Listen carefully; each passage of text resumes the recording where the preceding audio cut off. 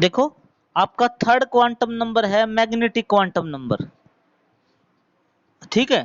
Third quantum number क्या है आपका? Magnetic quantum number.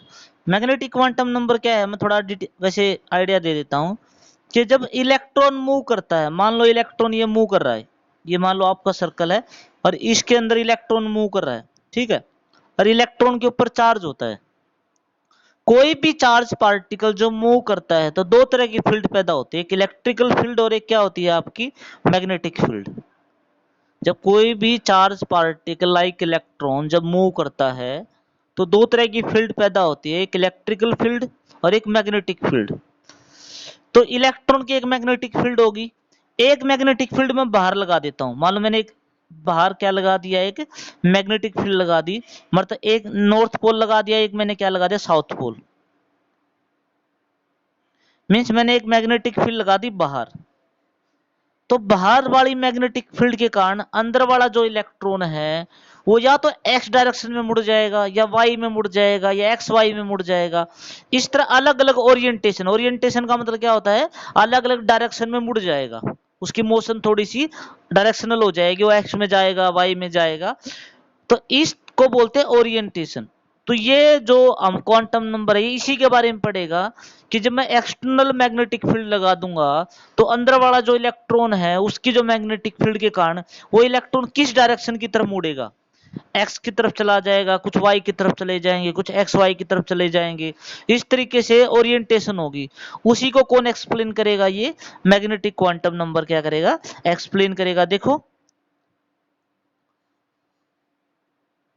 Magnetic quantum number determine the number of prefer orientation. Preferred orientation का मतलब कौन सी ओरिएंटेशन पसंद की जाती है, ओरिएंटेशन का मतलब झुकाव, एक्स डायरेक्शन में, वाई में, एक्स वाई में, of the electron in a sub shell when external magnetic field is applied. जब बाहर से मैग्नेटिक फील्ड दें तो अंदर वाला इलेक्ट्रॉन किस किस ओरिएंटेशन में जाएगा, ये कौन एक्सप्लेन करेगा, magnetic quantum number. each orientation of the electron corresponding to an orbital, जितनी ओरिएंटेशन वो जाएगा उतने ही आपके ऑर्बिटल बन जाएंगे, उतने क्या बन जाएंगे आपके orbital. therefore magnetic quantum number of determine the orbitals present in a subcell।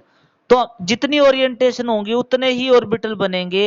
तो ये क्वांटम नंबर ये भी बता सकता है कि आपके ऑर्बिटल होता क्या है, देखो मैं समझाता हूं थोड़ा सा बेसिक।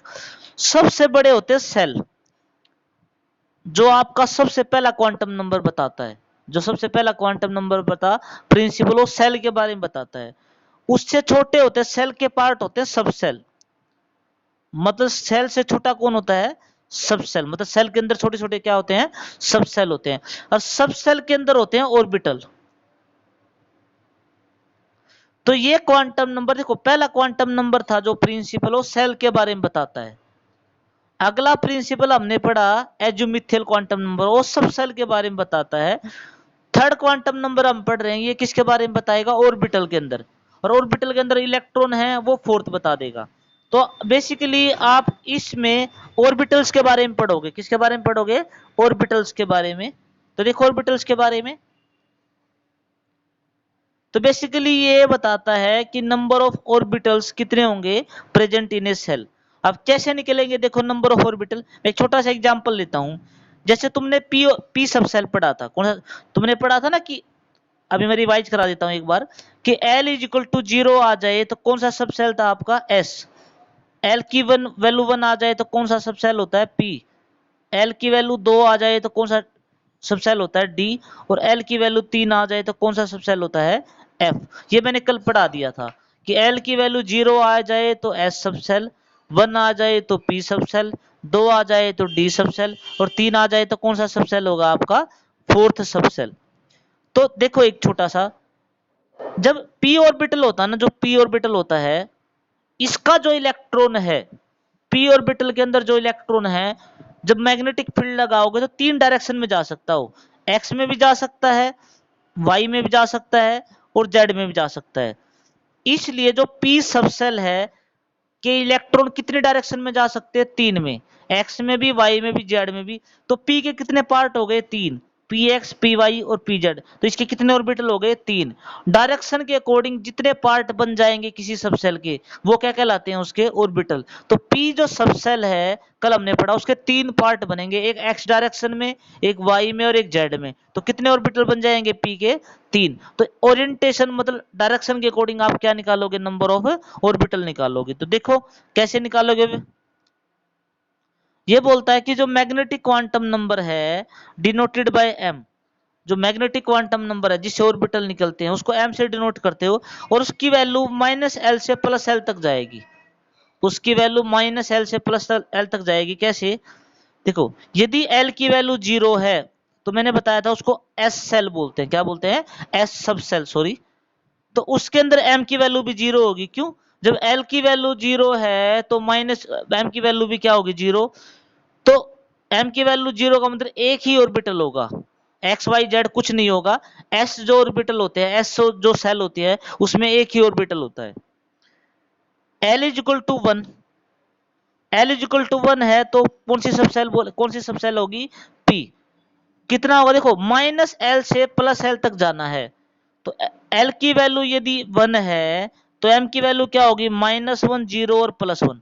माइनस से लेके 0 इंक्लूड करके प्लस तक जाना है, तो -1, 0 और क्या हो जाएगी आपकी? +1। ठीक है, -1, 0 और क्या हो जाएगी आपकी? +1। तो कितने कितने आए? एक -1 आया, एक 0 आया, एक +1 आया। इनके अकॉर्डिंग 3 डायरेक्शन बनाई मैंने, एक पी एक्स बनाई, एक पी वाई बनाई, एक क्या बनाई? P Z. पर जो नंबर है वो अलग अलग रिप्रेजेंट करता है। देखो, 0 हमेशा जेड को रिप्रेजेंट करता है, तो 0 किसको रिप्रेजेंट करेगा? पी जेड को। यदि कोई पूछे कि पी ऑर्बिटल में एम की वैल्यू 0 है तो किस ऑर्बिटल को रिप्रेजेंट कर रहा हो? पी जेड को। +1 रिप्रेजेंट करता है पी एक्स को, ध्यान रखना। +1 रिप्रेजेंट किसको करेगा? पी एक्स को। और -1 किसको रिप्रेजेंट करेगा? पी वाई को। तो पी के कितने पार्ट हो गए आपके? 3। एक पी एक्स, एक पी वाई और एक पी जेड। अगला है आपका L is equal to 2। L is equal to 2 का मतलब डी ऑर्बिटल। डी ऑर्बिटल के कितने पार्ट बनेंगे? 5। कैसे? L की वैल्यू 2 है तो -2, -1, 0, +1 और +2। माइनस से लेके प्लस तक जाओगे, जब 2 है तो -2, -1, 0, +1 और +2। तो कितने ऑर्बिटल बन गए टोटल? 5। कितने बन गए? 5। काउंट करो, -2, -1, 0, टोटल कितने कितने डिजिट आए हैं? 5। तो कितने ऑर्बिटल बनेंगे? 5। तो क्या क्या नाम रखे गए? देखो, -2 के लिए -2 का नाम रखा गया एक्स वाई। अलग अलग नंबर का अपना अलग ऑर्बिटल है। -2 किसके लिए रखा गया? डी एक्स वाई के लिए। -1 किसके लिए रखा गया? D x square -y square के लिए। 0 हमेशा जेड के लिए होता है, तो 0 किसके लिए रखा गया? डी जेड स्क्र के लिए। +1 किसके लिए रखा गया? एक्स जेड के लिए। और +2 किसके लिए रखा गया? वाई जेड के लिए। तो कितने ऑर्बिटल बनाए गए? 5। मैं इनको दोबारा लिखा है, 5 ऑर्बिटल हैं। इनको दूसरे तरीके से लिखा मैंने। डी में 5 ऑर्बिटल आएंगे। कौन कौन से? डी एक्स वाई आएगा, वाई जेड आएगा, जेड एक्स आएगा या एक्स जेड आएगा, d x square -y square आएगा और डी जेड स्क्र आएगा। उनके लिए नंबर याद करो। ये कॉम्पिटिटिव के लिए बता रहा हूं, जो बच्चा पीएमटी क्लियर करना चाहता है उसमें आता है। देखो, एनसीईआरटी में तो गिवन भी नहीं होगा ये चीजें। ये तुम्हारे कंपटीशन में हमेशा पूछते हैं कि एम की वैल्यू ये है तो ये बताओ ये कौन सा ऑर्बिटल होगा डी का। तो यदि -2 दिया हुआ है तो मतलब डी एक्स वाई है, +2 है तो डी वाई जेड है, जेड एक्स के लिए वैल्यू कितनी है? +1, एक्स स्क्र माइनस के लिए -1 और डी जेड स्क्र के लिए कितनी है? ये आपको याद करनी। जैसे मैंने पेपर में क्या पूछूंगा कि भाई डी ऑर्बिटल है और उसकी एम की वैल्यू कितनी है? मान लो मैं कह दूं -2, तो ये बताओ कौन सा ऑर्बिटल होगा? डी सबसेल है। सबसेल कौन सी है? डी है। और m की वैल्यू -2 दे दी, तो ये बताओ कौन सा ऑर्बिटल होगा? तो तुम कहोगे -2 है तो कौन सा होगा? डी एक्स वाई होगा वो। तो ये बहुत इंपॉर्टेंट है पीएमटी या आईआईटी के लिए। ये वैल्यू याद करनी है बेटा तुम्हें। इस पेज में कोई भी डाउट है तो पूछो। याद करो इस पेज को एक बार। यार है आपका स्पिन क्वांटम नंबर। देखो नाम से ही पता लग रहा है ये स्पिन बताएगा। स्पिन का मतलब होता है अपने एक्सिस पे ही घूमना। पर जब इलेक्ट्रॉन अपने एक्सिस पे घूमता है या तो क्लॉकवाइज घूमेगा, इलेक्ट्रॉन किस तरफ घूमेगा, क्लॉक की तरह, तो उसकी स्पिन को दिखाएंगे +1/2 से जब वो क्लॉकवाइज घूमेगा। यदि आपका जो इलेक्ट्रॉन घूम रहा है यदि वो एंटी क्लॉकवाइज घूम रहा है, उल्टा घूम रहा है इस तरीके से, तो उसको क्या बोलेंगे, एंटी क्लॉकवाइज घूमेगा तो उसको क्या बोलेंगे, देन इट कॉल्ड -1/2। तो एक क्लॉकवाइज घूमती है तो इलेक्ट्रॉन की ये क्वांटम नंबर सिर्फ स्पिन को बताता है कि इलेक्ट्रॉन क्लॉकवाइज भी घूम सकता है, एंटी क्लॉकवाइज भी घूम सकता है। तो देखो इसके अंदर क्या लिखा हुआ है कि this quantum number give the information about direction off spin off the electron present in A orbital. Orbital के अंदर जो इलेक्ट्रॉन प्रेजेंट है उसकी स्पिन क्या है, क्लॉकवाइज है, एंटी क्लॉकवाइज है, उसी के बारे में बताएगा ये। It is represented by S या एम एस, मतलब या तो इसको सिर्फ एस से दिखाते हैं या एम एस से दिखाते हैं, दोनों से दिखा सकते हैं, इसको ध्यान रखना। एस या एम एस इसको रिप्रेजेंट करते हैं।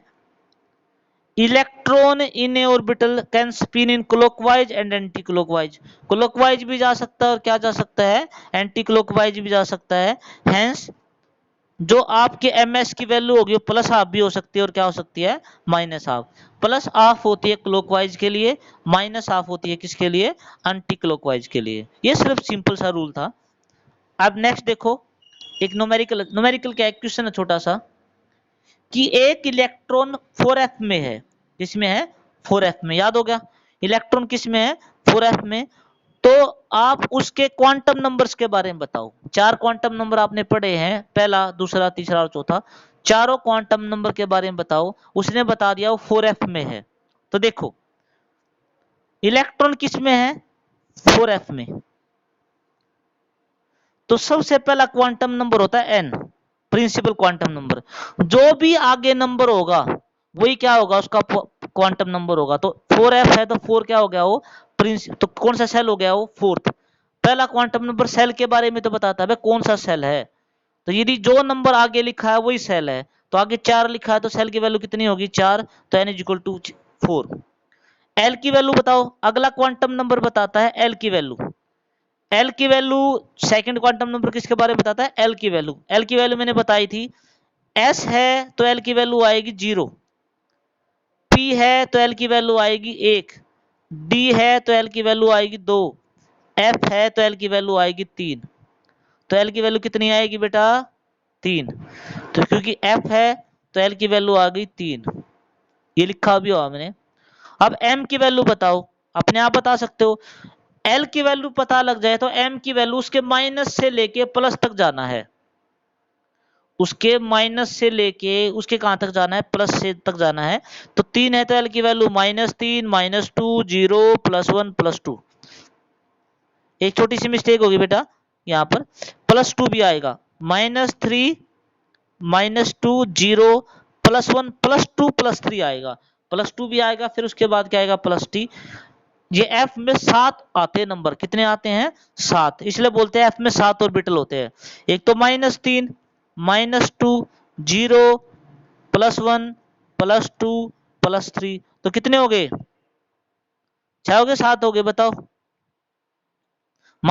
अभी रह गया ना, -1 रह गया, -1 और 0, तो कितने हो गए, 1 नंबर, 2, 3, 4, 5, 6 और 7।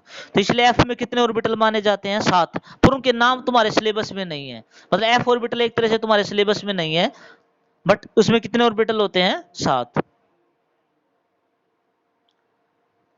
एम की वैल्यू तो हमेशा 2 ही होती है, एम की वैल्यू तो या तो +1/2 होगी या क्या होगी, माइनस, ये तो हमेशा यही रहेगा कि या तो +1/2 होगी या क्या होगी आपकी, -1/2।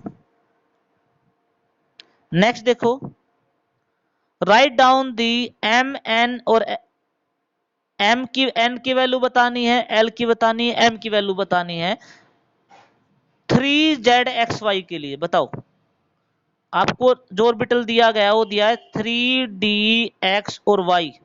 आपको बताना है एन की वैल्यू,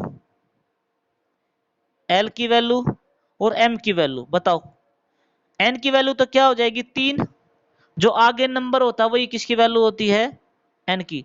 डी के लिए एल की वैल्यू बताओ कितनी थी, एस के लिए 0, पी के लिए 1, डी के लिए 2, तो एल की वैल्यू कितनी होगी 2। एम की वैल्यू बताओ कितनी होगी, डी एक्स वाई, अब उसने खुद दे दिया कौन सा ऑर्बिटल है, डी नहीं दिया पूरा डी, 3D में तो हो जाती -2 -1 0, उसने डी एक्स वाई के लिए पूछा, स्पेशल डी एक्स वाई के लिए।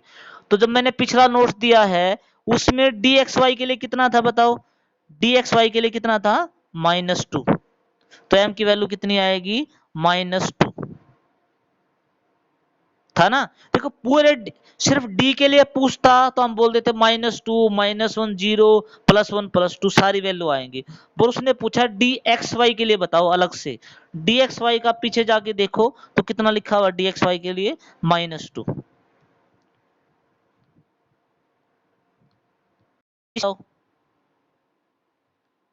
इसमें कोई डाउट कि पाउली एक्सक्लूजन प्रिंसिपल है, ये बाद में भी आएगा, अब भी आएगा, दो टाइम पे आएगा ये, कि ये बोलता है कि N orbital can have maximum 2 electron with opposite spin, कि एक ऑर्बिटल में मैक्सिमम 2 इलेक्ट्रॉन आ सकते हैं। मींस आप px मान लो, एक ऑर्बिटल मान लिया, एक ऑर्बिटल मान लिया मैंने, px मान लिया, p ऑर्बिटल नहीं है बेटा, p तो है सेल, px py और pz क्या है आपके ऑर्बिटल, ये ध्यान रखना। मान लो मैंने px ले लिया एक ऑर्बिटल, तो इसमें 2 ही इलेक्ट्रॉन आ सकते हैं और वो भी अपोजिट स्पिन के, मतलब 2 इलेक्ट्रॉन होंगे तो एक क्लॉकवाइज होगा तो इसको एरो से दिखाएंगे ऊपर की तरफ, एक एंटी क्लॉकवाइज होगा, एक क्या होगा नीचे। तो एक ऑर्बिटल में मैक्सिमम कितने इलेक्ट्रॉन आ सकते हैं बताओ 2। तो अब आगे देखो,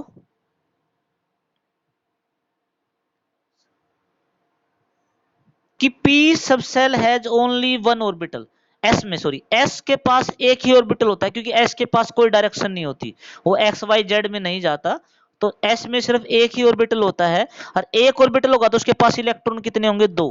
तो कोई भी s जो सबसेल होगी उसमें नंबर ऑफ इलेक्ट्रॉन कितने आ सकते हैं, सिर्फ 2 आ सकते हैं, क्योंकि उस s सबसेल में एक ही ऑर्बिटल होता है और एक ऑर्बिटल में 2 इलेक्ट्रॉन आ सकते हैं, ठीक है। p जो सबसेल होती है, p जो क्या होगी, p जो सबसेल है उसके अंदर कितने ऑर्बिटल हो सकते हैं 3, px py और pz, ये समझ में आ गया, मैंने बताया था p सबसेल की 3 डायरेक्शन होती है तो 3 ऑर्बिटल हो जाएंगे px py और z, तो 3 ऑर्बिटल हो गए, एक ऑर्बिटल में 2 इलेक्ट्रॉन आ सकते हैं, तो कितने इलेक्ट्रॉन आ सकते हैं मैक्सिमम p सबसेल में 6, जो p सबसेल होगी उसमें मैक्सिमम कितने इलेक्ट्रॉन आ सकते हैं 6। d सबसेल में बताओ, डी सबसेल में 5 ऑर्बिटल आ सकते हैं, कितने आ सकते हैं 5, कौन कौन से हैं, x y y z z x d x square minus square d z square, मैंने बता भी रखा है, तो 5 से मल्टीप्लाई करोगे तो कितना हो जाएगा 10। एफ के लिए बताओ, एफ के लिए, एफ सबसेल में 7 ऑर्बिटल होते हैं, वो -3 -2 -1 0 +1 और +2, तो कितने ऑर्बिटल होते हैं 7, तो 7 ऑर्बिटल होंगे तो एफ में हमेशा कितने इलेक्ट्रॉन आएंगे 14, पर एफ जो एफ सबसेल तुम्हारे सिलेबस में नॉर्मली नहीं है, तो इसमें कोई डाउट हो तो बताओ।